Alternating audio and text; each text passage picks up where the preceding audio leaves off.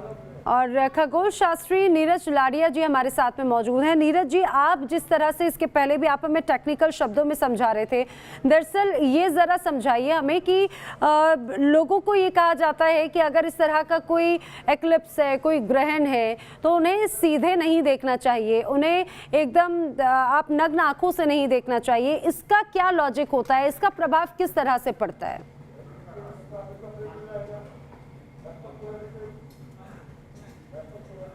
जो ग्रहण होता है ना, उसमें हमें ये लगता है कि जो सूरज है ना, वो चांद के सामने आने से उसकी रोशनी कम हो गई है। उसकी रोशनी कम होने की वजह से हमें उसकी लगता है कि वो इतना पावरफुल नहीं है हमारे लिए, लेकिन ऐसा होता नहीं है। मतलब सूरज इतना इतना पावरफुल है कि अगर आप ग्रहण के स्टार्टिंग में देख रहे हो ना, हाँ बिल्कुल, जब चांद ने बिल्कुल ढक लिया है तो क्षण भर के लिए आप देख सकते हो, कोई बात नहीं होती। क्षण भर के लिए मतलब 1-2 सेकंड्स के लिए देख लिया आपने, लेकिन तुरंत फिर आप हटा सकते हो। लेकिन जनरली जब ग्रहण होता है तो हमें लगता है कि अभी सूरज की रोशनी कम हो गई है, तो हम क्या लगता है, हम ना जो भी छोटी-मोटी चीज़ें होती है, मैं एक्स-रे फ़िल्म ले ली, गॉगल जो अपने नॉर्मल सन ग्लासेस होते हैं, उनसे देख लिया, या छन्नी से देख लिया, या सीडी से देख लिया।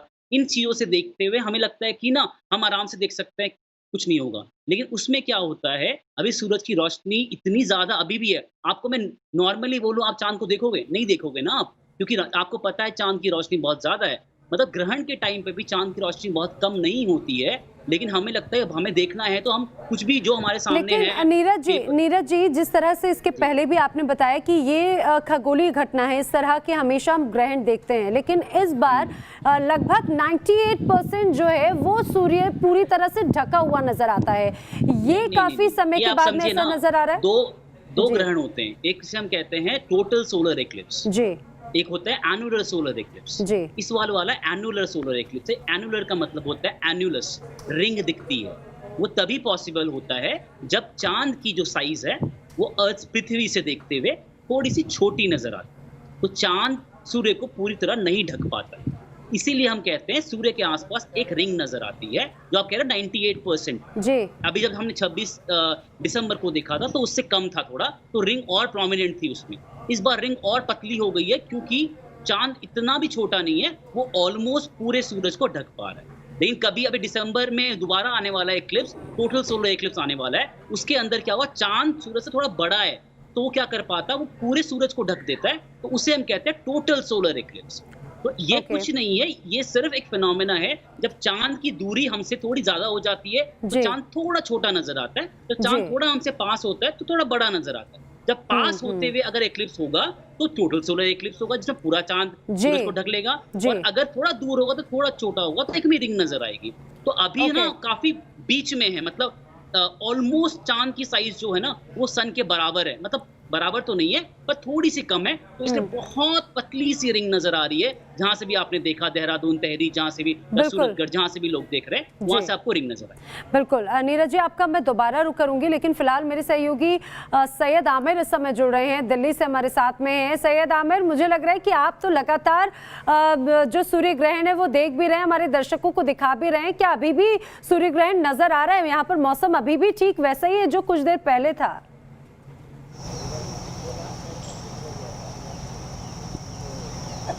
देखिए, मौसम ने आज बहुत बेईमानी की है एक तरह से, और जिस तरह से जो दर्शक यहाँ पे देखना चाहते थे, खासतौर पर दिल्ली वासी जो देखना चाहते थे, उनको भारी निराशा हुई है। और लेकिन हालांकि थोड़ी बहुत जो क्लिप्स है वो देखने को मिला है। आपको दिखा दें कि अभी की सिचुएशन क्या है। अब धीरे धीरे जो चांद सूरज से हटता हुआ दिखाई दे रहा है। मैं दिखाना चाहूँगा अपने ही कैमरे से कि किस तरह से ये नज़ारा अभी के समय में है। अभी इस समय आप देखेंगे तो जो बादल है, बादल जो है छाए हुए हैं काफ़ी ज़्यादा, और हल्का हल्का सा आपको जो है सूरज और चांद हटता हुआ सूरज से दिखाई दे रहा होगा। तो ये कुल मिलाकर के जो सिचुएशन थी आज की, इसमें 98% कवर किया था चांद ने सूरज को, लेकिन 100% कवर नहीं किया था। 100% करता तो शायद आपको एक रिंग दिखाई देती, जो बिल्कुल रिंग के नुमा का होता।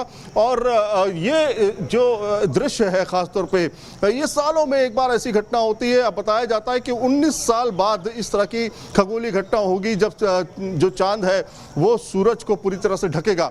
तो कुल मिलाकर के दो लोगों के अंदर उत्सुकता बहुत थी। आज लोग घर से निकले, बाहर अलग अलग तरह के चश्मे, जो सोलर चश्मे होते हैं वो लेकर के निकले, लेकिन उनको चांद सूरज का जो ये खेल था ये बहुत निराशा इसमें हाथ लगी, क्योंकि बादल सुबह से छाए हुए हैं। हम यहाँ पर तारामंडल पे लगातार बने हुए हैं, तस्वीरें दिखाने की पूरी तरीके से कोशिश कर रहे हैं कि किस तरह से जो पूरी खगोलीय घटना थी इसको कितना समय लगा, क्योंकि ये सबसे लंबा समय था एक तरह से माना जा सकता है। 10:19 से ये खगोलीय घटना शुरू हुई, अब धीरे धीरे ये खत्म होने के कगार पे है।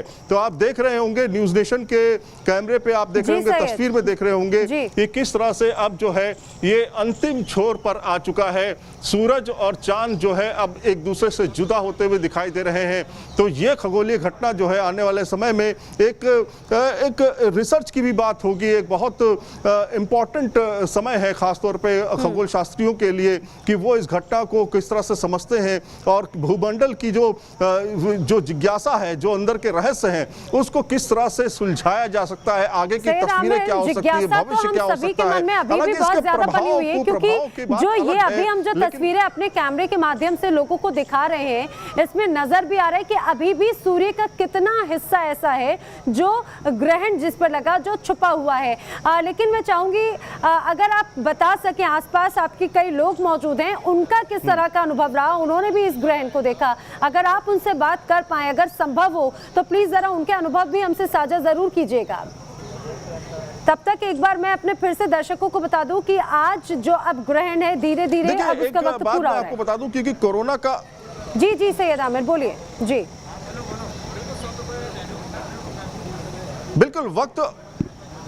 बिल्कुल वक्त पूरा हो रहा है और आपको दिखाएं कि ये तस्वीर जो आप देख सकते हैं इसमें यहाँ पे स्क्रीन पे ये तस्वीर है, और ये तस्वीर जो है वो बताती है साफ तौर पे बताती है कि किस तरह से वक्त जो है अब खत्म हो रहा है और ये जो खगोलीय घटना है उसका जो अंत जो है वो धीरे धीरे करीब आ रहा है। हालांकि यहाँ पे आपको जितने भी लोग आप देख रहे हैं, यहाँ पे ज्यादातर पत्रकार हैं जो कि यहाँ पे कवरेज करने के लिए आए हैं। नेहरू तारामंडल है, यहाँ पे किसी को अनुमति नहीं अंदर आने की, क्योंकि कोरोना का मामला है, इसलिए भीड़ ना हो जाए। इससे पहले जब इस तरह की घटना हुई थी, आपको याद होगा, पूरा का पूरा ये गार्डन जो था वो भरा हुआ था, लोगों के अंदर, खासतौर पर बच्चों के अंदर जो था जिज्ञासा थी बहुत ज्यादा, वो देखने के लिए आए थे। लेकिन आज बिल्कुल सन्नाटा है यहाँ पर, और लोगों से बातचीत इसलिए नहीं हो पा रही क्योंकि वो उनको हिदायत दी गई है कि वो घर पर रहें, घर से देखें, और घर पे भी कोई इक्विपमेंट हो, जिस तरह का मैंने ये चश्मा पहना हुआ है, सोलर चश्मा ये है, इसको लेकर के ही पहने, ऐसी नंगी आंखों से ना देखें। तो कुल मिलाकर के लोग यहाँ पर बिल्कुल मौजूद नहीं है। उनसे कहा गया है कि वो घर से ही देखें। यहाँ पे बहुत सारे लोग आए थे लेकिन उनको वापस भेज दिया गया, ताकि एक लिहाज से देखा जाए तो ये अच्छी बात ही है, क्योंकि वैसे भी राजधानी दिल्ली में तो कोरोना के केसेस इतने ज्यादा बढ़ चुके हैं। एक तरह से अच्छी बात ही है कि लोग यहाँ पर इकट्ठा नहीं हुए, वरना लोगों की उत्सुकता इतनी ज्यादा होती है कि वो तमाम खतरों को दरकिनार कर देते हैं। ये अच्छी बात है। लेकिन नीरज जी भी हमारे साथ में है। नीरज जी, ये एक रिसर्च का विषय, जिस तरह से हम कह रहे थे, आपने अभी तक रिसर्च की होंगी, जिस तरह का ये पूरा एक्लिप्स है, जिस तरह का ये ग्रहण है, अभी कितने समय के बाद में 98% तक पूरी तरह से छुपा रहने वाला इस तरह का ग्रहण लगा, या फिर आने वाले वक्त में भी इसका कुछ ऐसा कोई प्रभाव आप देखते हैं क्या? नहीं, मैं आपको दोबारा समझाता हूँ कि जो 98% आप कह रहे हो ना, 98% मून की साइज है। मतलब अगर मून 100% सन को ढकता तो हमें इससे कहते हैं टोटल सोलर इक्लिप्स, तब रिंग नजर नहीं आती जी। इसे हम कहते हैं, जो हमारे इंडिया में आया था 2009 में last, if I am not wrong, 2009 में पूरा मिडिल ऑफ इंडिया, बनारस से होते हुए, पटना से होते हुए हमने इक्लिप्स देखा था। वो आया था टोटल सोलर इक्लिप्स। उसमें हम कहते हैं जो सूरज की, जैसे अर्थ के अराउंड हम कहते हैं वायुमंडल है, एटमॉस्फेयर है, वैसे ही सूरज के आसपास भी एक वायुमंडल है। उसका आपको मैं नाम बताता हूँ, आपको नाम सुन के हंसी आएगी। उसका नाम है कोरोना। उसका भी नाम कोरोना। कोरोना है। जी, हाँ, अच्छा, कोरोना कहते कोरोना, हैं उसे, अच्छा। कोरोना कहते हैं उसे। और वो सिर्फ टोटल सोलर एक्लिप्स के टाइम पे नजर आता है, जब चांद पूरी तरीके से सूरज को ढक लेता है। तो जो आसपास का एटमॉस्फेयर है सूरज का, वो हमें नजर आता है, क्योंकि वो ऐसे नजर नहीं आ सकता आपको जनरल डेज में, क्योंकि वो बहुत ज्यादा लाइट आती है। लेकिन चांद जब उस एक्लिप्स के टाइम पे ढक लेता है पूरी तरीके से, टोटल सोलर एक्लिप्स के टाइम पे आपको कोरोना नजर आता है। लेकिन जब आपके ऐसे एक्लिप्सेस होते हैं जिसमें चांद थोड़ा छोटा होता है, जैसे आप अभी 98% कहते हैं, तो हमें एक रिंग नजर आती है। थोड़ा और छोटा होता, मतलब जी। मान लीजिए 90% होता, तो रिंग की साइज थोड़ी और वो होती, मोटी होती, and we would see a better ring, मतलब बहुत अच्छी सी रिंग नजर आती है हमें। तो अभी बस हम चीज समझ लीजिए, हम ऑलमोस्ट टोटल सोलर एक्लिप्स की तरफ ही जा रहे थे, बट उससे थोड़ा कम है, तो इसलिए हमें थिन सी, बहुत पतली सी रिंग नजर आ रही है। अब आपको मैं बता रहा हूँ, जो नेक्स्ट टोटल सोलर एक्लिप्स आ रहा है, जी। वो आ रहा है 2000 इसी साल में दिसंबर में आ रहा है। मेरे को अभी डेट याद नहीं आ रही, बट जी, यानी कि उसके लिए थोड़ा 20 तारीख। इंतजार तो करना पड़ेगा, लेकिन नीरज हाँ, जी लेकिन वो इंडिया में नजर नहीं आएगा, ये आपको बात अच्छा। बतानी पड़ेगी। वो इंडिया से नजर नहीं आ रहा, वो अच्छा। मेजरली आपको साउथ अमेरिका से नजर आ रहा है। हाँ, तो हाँ। आपको शायद चिले या अर्जेंटीना जाना पड़ेगा। इंडिया से जो अगला एक्लिप्स नजर आ रहा है, इफ आई एम जी। नॉट रॉन्ग, 2030 में नजर आ रहा जी। है। वो भी एक एनुलर सोलर एक्लिप्स है, वो साउथ इंडिया से नजर आएगा। और 2034 में एक आएगा, वो भी एनुलर सोलर एक्लिप्स है, वो अच्छा। पूरे इंडिया से नजर आएगा। तो आप समझिए ऑलमोस्ट 10 से 14 साल और हैं इंडिया में सोलर एक्लिप्स देखने के लिए। मेरे लिए तो इससे स्पेशल बात इस एक्लिप्स की नहीं हो सकती कि 10 साल 14 साल बाद दोबारा एक एक्लिप्स आने वाला है। तो इस बार देख लो, एंजॉय कर लो, अच्छे से देख लो सूरज ग्रहण को, एंड फिर 10-14 साल बाद वेट करना पड़ेगा। बिल्कुल, यानी कि 14 सालों के बाद में अभी इस तरह का आपको ये पूरा ग्रहण नजर आता है, और 14 से 15 सालों का इंतजार आपको और करना होगा। इसीलिए अभी ये जो तस्वीर है सैयद आमिर, तो ये तो जिज्ञासा तो हर किसी के मन में बहुत ज्यादा थी, तरह तरह की बात भी कही जा रही थी। आज 21 जून को लेकर कई तरह की बातें कही जा रही थी, खासतौर से कि मौसम में परिवर्तन बहुत आएगा। कई लोगों ने ये भी प्रेडिक्शंस किए थे कि भूकंप आ सकता है, ये जो पूरा ग्रहण है कई तरह के प्रभाव डाल सकता है।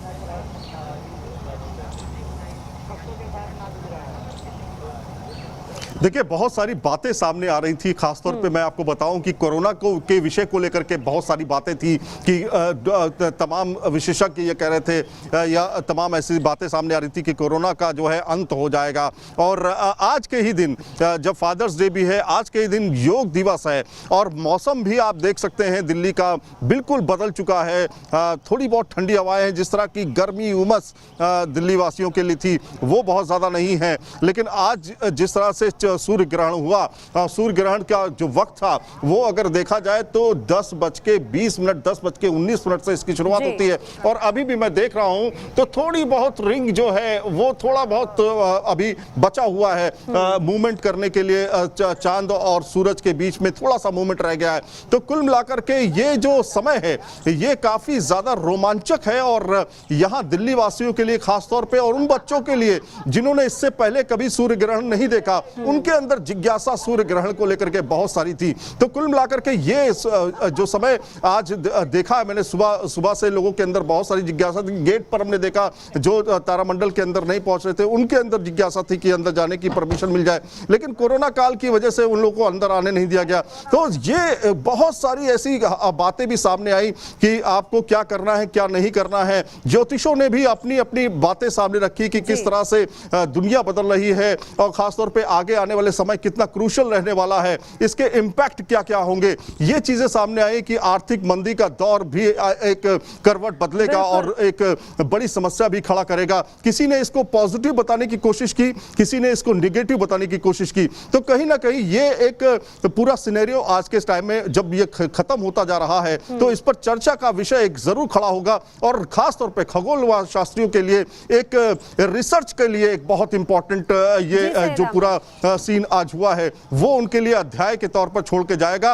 और आने वाले 14 साल बाद जो होगा उसके बीच का जो ये समय होगा काफी ज्यादा इंपॉर्टेंट होगा कि खगोलीय घटनाएं इस किस तरह से बदल रही हैं और किस तरह से भारत उससे प्रभावित होगा।